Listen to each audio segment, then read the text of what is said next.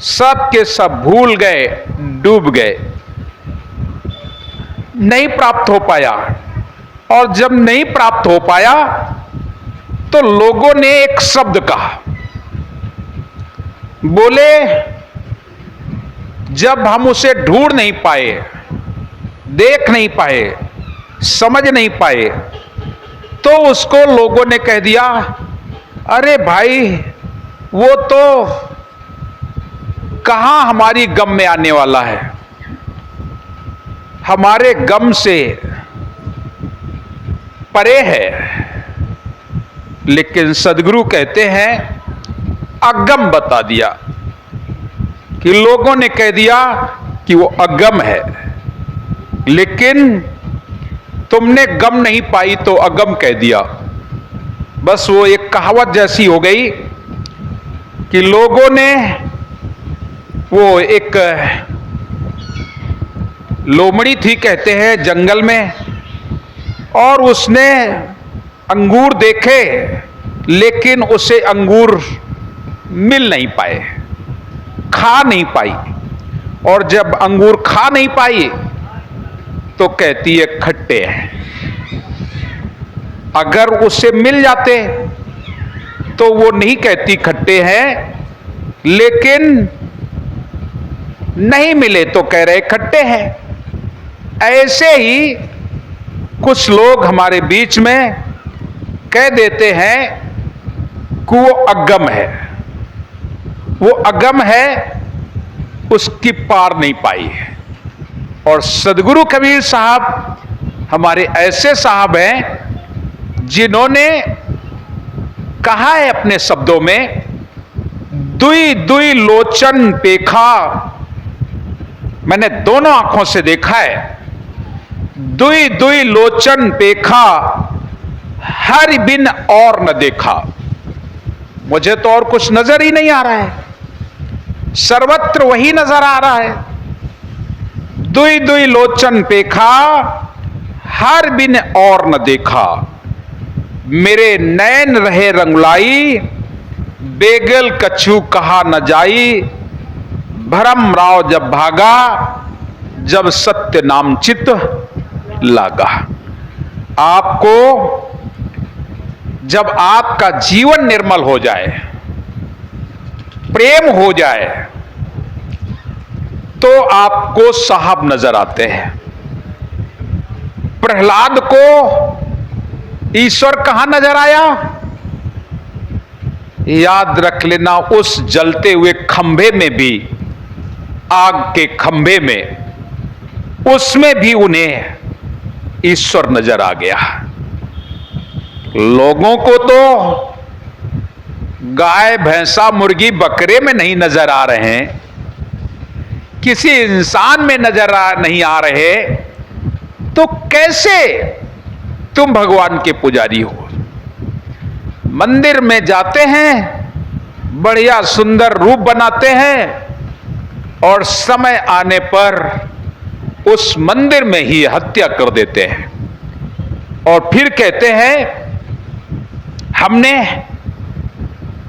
बलि चढ़ाई है जो कि देवी को दिया है। अरे देवी को क्या बलि दोगे भाई? देवी बलि खाती है? वो मां है, जगत जननी है, और जो जगत जननी है वो तुम्हारी बलि को कैसे स्वीकार करेगा? ये भ्रम पैदा हो गया, और लोगों ने इस तरीके से दुनिया को भरमाना शुरू कर दिया कि ईश्वर यहां मिलेगा, वहां मिलेगा। भटक भटक करके व्यक्ति परेशान हो जाते हैं। सदगुरु कहते हैं खोजना हो तो खोजो, क्यों भटक रहे हो इधर? अरे तुम ईश्वर को क्यों कहते हो कि वो है नहीं, या है तो कहां है, कैसे है? साहब तो कहते हैं कछु लेना न देना, मगन रहना। मगन तो हो जाओ, मदमस्त तो हो जाओ अपने आप में, मस्त हो जाओ, और जब मस्त हो जाओगे तो फिर संसार से कुछ लेना देना भी नहीं रहता है, कहीं तुम्हारा मन नहीं लगेगा। और तो छोड़ दो, किसी और की मैं बात नहीं करता हूं, ये हमारे जो कबीरपंथी भाई हैं, इनमें से 80% लोगों को कुछ लेना देना नहीं होता है। क्या हो रहा है, कहां हो रहा है, कैसा हो रहा है, कोई नहीं। सब जगह जाएंगे, मस्त रहेंगे, लेकिन बस वही है, कछु लेना न देना, मगन रहना तेरा साईं तेरे अंदर देख सखीरी खोलने ना। अरे तेरा साईं तो तेरे पास बैठा है, कहां भटक जाओगे, कहां जाओगे? ये भटकना बंद करो, इधर उधर भटकना बंद करो। ना जाने कितने जन्म हो गए हैं इस संसार में भटकते भटकते। अरे अब तो भटकना बंद करो, अब तो समझ लो, अब तो जान लो, जिस ईश्वर की खोजते कहते हैं जय खोजत कल्पो गया, एक नहीं जाने कितने युग साहब कबीर की वाणी में मिलता है।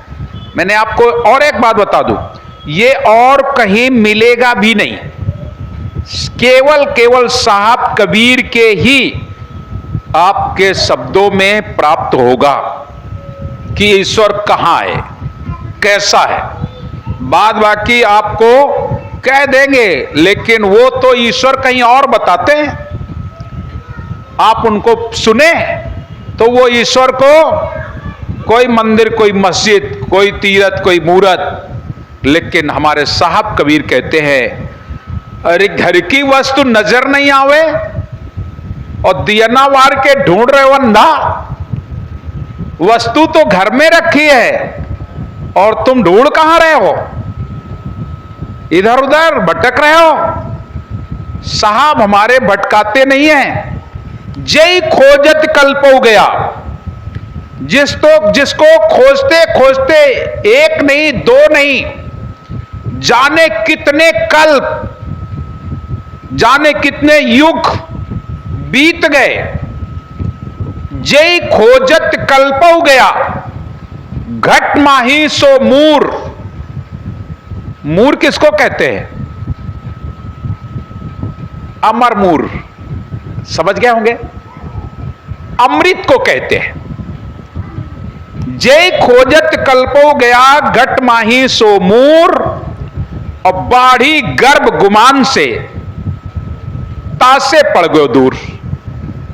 आपके जीवन में गर्व आ गया है, गुमान आ गया है, यही कारण है कि आपको वो नजर नहीं आता है। कैसे नजर आएगा? आप तो भूल चुके हैं, आपके आंखों में पर्दा पड़ चुका है, और जिनकी आंखों में पर्दा पड़ जाए कहां नजर आएगा। सदगुरु हमारे बड़े दयालु हैं और आते हैं, बोले दुनिया में भटकना छोड़ दो, तीरथ में सब पानी है, जहां जहां घूम के आ जाओ, सभी जगह में आपको पानी मिलेगा, सर्वत्र पानी ही पानी मिलेगा। कहीं कुआं, कहीं नदी, कहीं तालाब, कहीं सागर, यही प्राप्त होगा। तीरथ में सब पानी है। आप लोग गए हो कि नहीं गए हो? सब लोग गए होंगे।